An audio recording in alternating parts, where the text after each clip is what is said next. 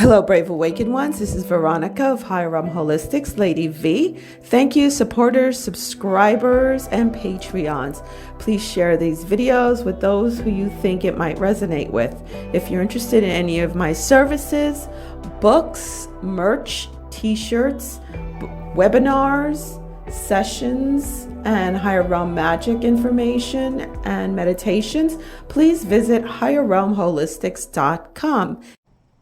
Good day, Brave Awakened Ones. QV here. What's up? We have the victory. Saturday, the 15th of February, 2020. I had to think about it. I'm like, want to make this quick video because I know there has to be a lot of you out there feeling like I do. Okay? And it seems like it's so weird. Since this timeline switch, people that you have not seen for a long while are all of a sudden coming out of the woodwork. I guess they're meeting up with you on the timeline. Literally, someone I have not spoken with. We're such good friends, and we floated apart. I haven't seen her or spoken to her even. Literally, we have not spoken to each other in a good 4 or 5 years. She's obese, and I got fed up with her complaining because she'd be like, oh, I didn't eat anything, but then she'd have one of those McDonald's cool latte things, this big, whatever, and a huge bag of chips. Oh, that's all I ate all day. But you're 5'2" and you weigh almost 400 pounds. And then she was admitted to the hospital for a couple of things, and the doctor pulled me aside because she's a nurse also. And the doctor's like, you need to talk to your friend. She has to lose some weight. She's going to kill herself. Blah, blah, blah. I'm like, and then I had more than one doctor come up to me and scold me to tell me, I had something to do with her bad eating habits. So I got pissed off at her, and then we just floated apart. So out of the blue yesterday, she texted me and said, happy Valentine's Day. I miss you. Are you still around? I'm just like, whoa. And then I also heard from another person who I was very, very close with. I had mentioned her before. We were friends for over 15 years, and she was just doing some stuff I did not agree with. And so I separated myself from her, and she contacted me out of the blue also. And then yesterday I bumped into an old doctor friend of mine who I haven't seen in a couple of years, and we were really tight. We went on our medical missions together and sort of floated apart once our group disbanded because one of the partners did something incredibly stupid. So our not-for-profit fell apart. Bumped into him at a paint store out of the blue. And this is all in a 2-day time span, okay? 2 days this has happened. So I'm like, whoa. And then I was shown this. It's a little diagram I made. I was shown this. Think of this as the new world and think of this as the old world, okay? And this is where Earth has been. And the separation has started between the two worlds, and they're spiraling. Well, it's better this way, actually. Spiraling up or spiraling down. And I was like, how am I bumping into these people? And early this morning, between the hours of 3 and 6:30, I was on this timeline. I was ready to wake up. I was on it, and then I was coming out of it around 5, and then literally, oh God, just hearing her voice makes me want to cry. I heard one of my little tween nieces scream my name and literally pull me back into the timeline. And she said, you can't leave us here. And I was like, what am I doing back here? I thought it was back in my room. And then I saw these men in their black helmets and stuff with guns pointing at us. And it was war raging out there. My daughter was at a table saying, how did we get here? I don't know how I even got here. Mom, how do we get here? And then my sister was there with her husband, ex-husband, saying, no, we're going to go with him. And then the kids were crying and pulling on me and saying, no, we'll be trapped if she does. So I had to collapse the timeline, which I did. And it was my whole body was going crazy when it happened. So I had to call on Thoth to help me out. So I'm like, am I going to seize? It was intense. So I collapsed that timeline. It was like a World War III timeline. It was crazy. So then I asked my oversoul, what is going on? We hit that 717, hitting the highest probability. And I'm like, okay, where are these people coming from that I haven't heard from in years? And then this is what I was shown with the spiraling up and spiraling down. And I've spoken about this many times, the spiraling up and spiraling down of the two realms. And I was shown to draw it specifically this way because as you see, there are crossover points. They're crossover points. You see that? Where they cross over. And I was told that is where people are crossing over to spiral up. And you see how it ends right here? Think of that as December 31st, 2021. Seriously, think of it that way. Same here with the crossover point down here. Okay? So that's why we're going to be bumping into folks, because even though we're operating on different operating systems, on different frequencies, we're still crossing over for a minute, until the end of 2021, going into 2022. We shouldn't be anymore, basically. But I wanted to share that.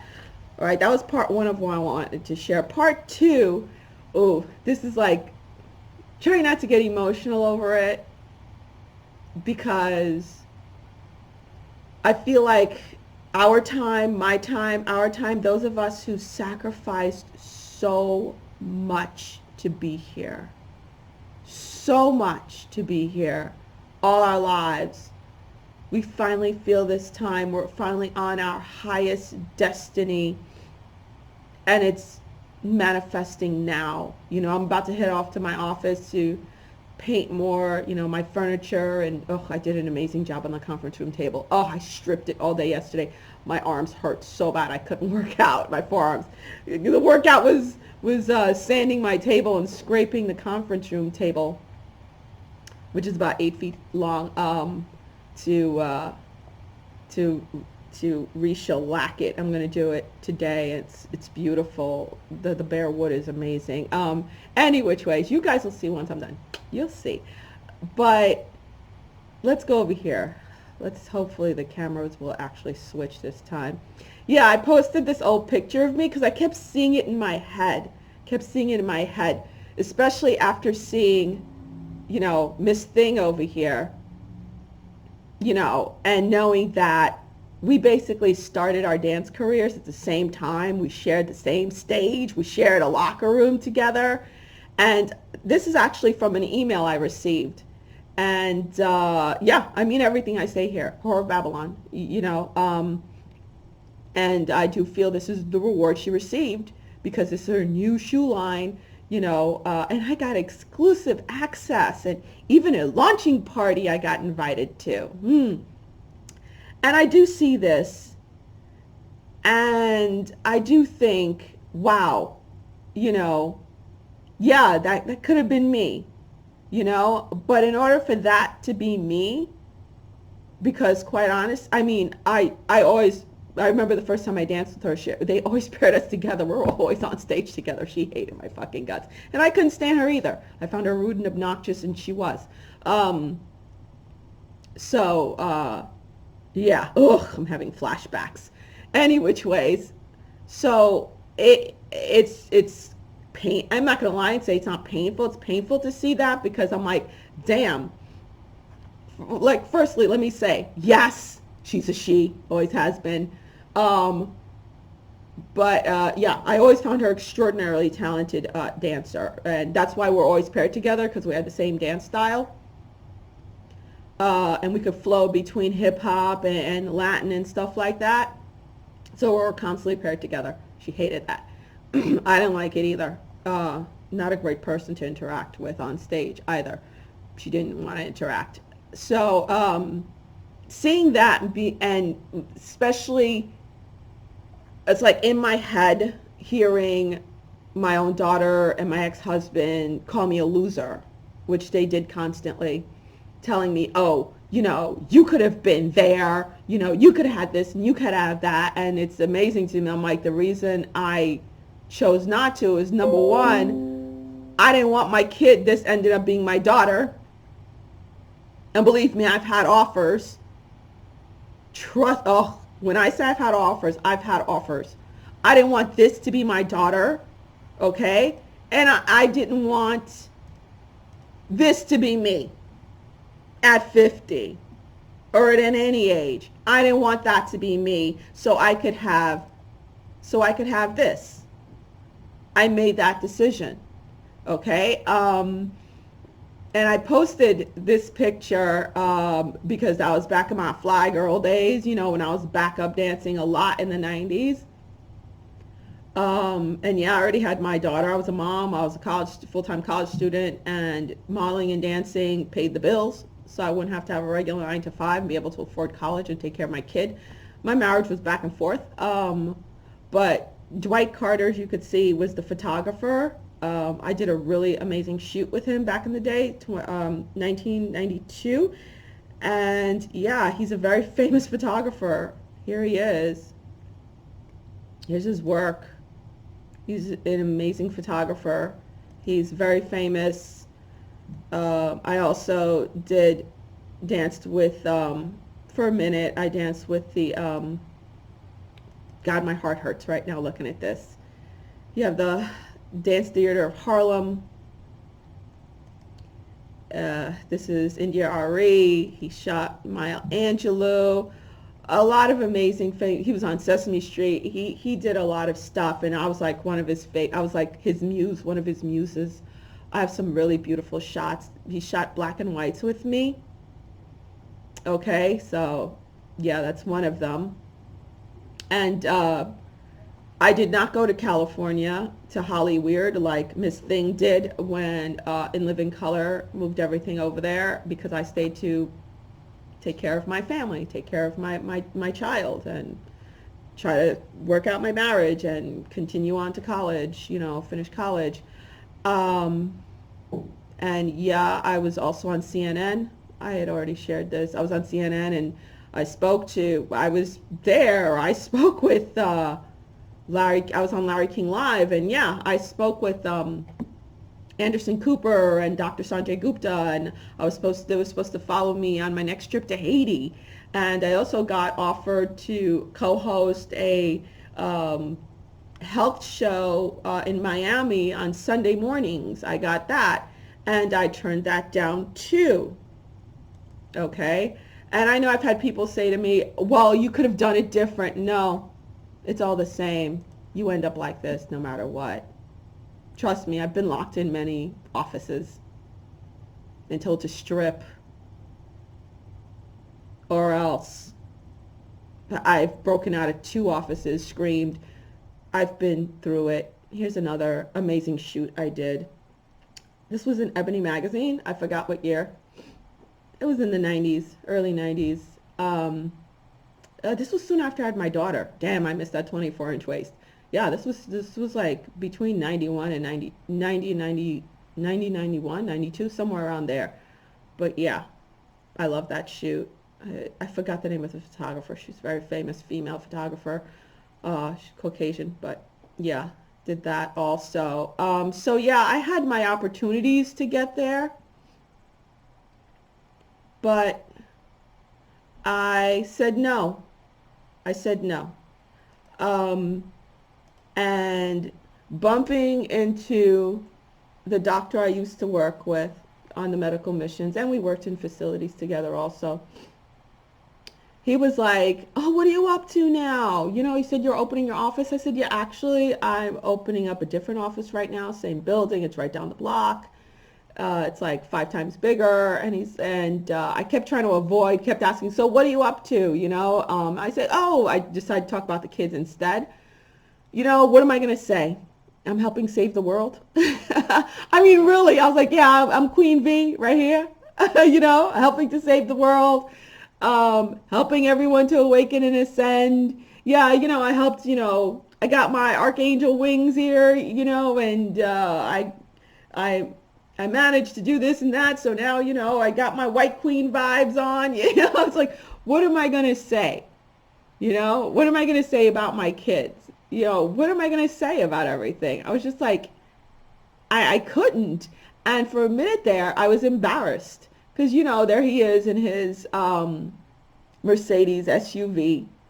And I'm not going to lie, if I didn't hear the old demons in the back of my head calling me a loser for giving everything up when I was so close, shooting with the top photographers in New York, a contracted signed model. Not too many people get that. And to be honest with you, I was getting the bigger gigs than Miss Thing. I was.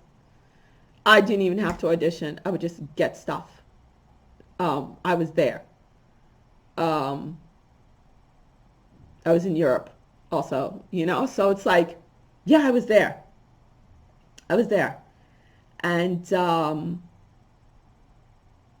I'm glad, sometimes I'm not going to say, it's like, maybe I could have done something different. What could I have done to avoid being indoctrinated into Hollywood? But the more I think about it, and I did live in LA for a year, and I ran out of there screaming. I was on the Universal lot at the exclusive parties. I had a handler and everything in LA, because that's how you start when you get signed to an agency. They give you a handler, and then they shop you around, and then you meet all the big photographers and producers and stuff. And I'm glad, and Yeshua would say to me, you're being preserved for a time such as this. Because I was like, the way I look baffled me. So I'm like, gee, I don't look anywhere near my age. I kind of stopped aging somewhere in my 30s. And I was like, what is going on? And that's when he revealed to me, you've been preserved for a time such as this. Not that I didn't know jack about ascension and awakening as of yet. I did not. So now I understand. And then I was shown not only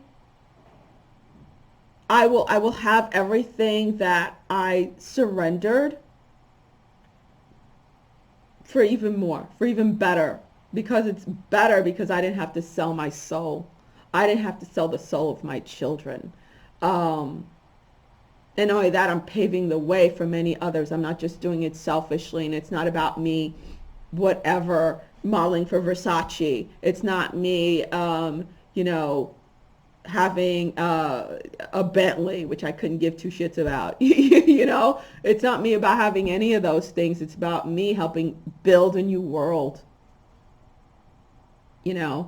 So have heart, take heart for those out there who've known that you gave up so much, not understanding, not understanding at the time why you're doing it, and having the people closest to you call you a fool.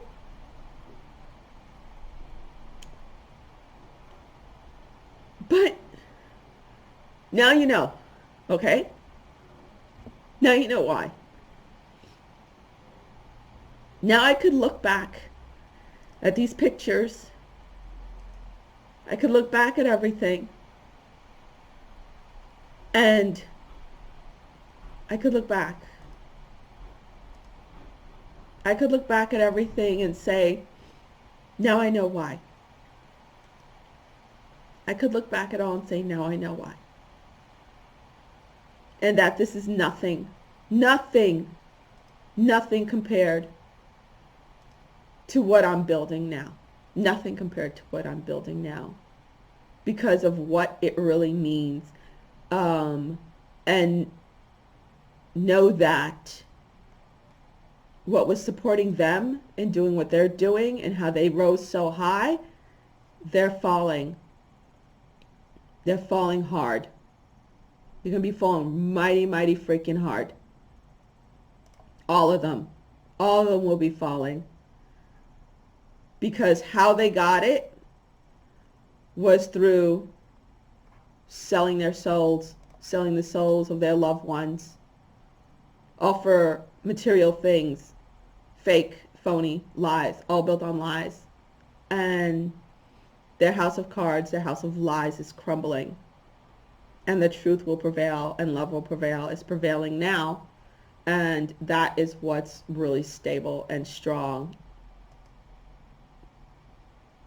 And of course it clicked off. Why wouldn't it? Like I said, doing this is falling. All of that is falling because it's all built on lies. It's all built on lies. And the truth is prevailing. And the truth will stand strong because the energies is what's supporting it. They're not being supported anymore.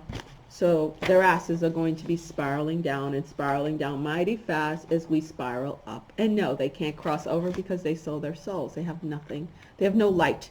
They've been sucking the souls and selling their own to maintain and not putting in the real work, where we have been putting in the real work.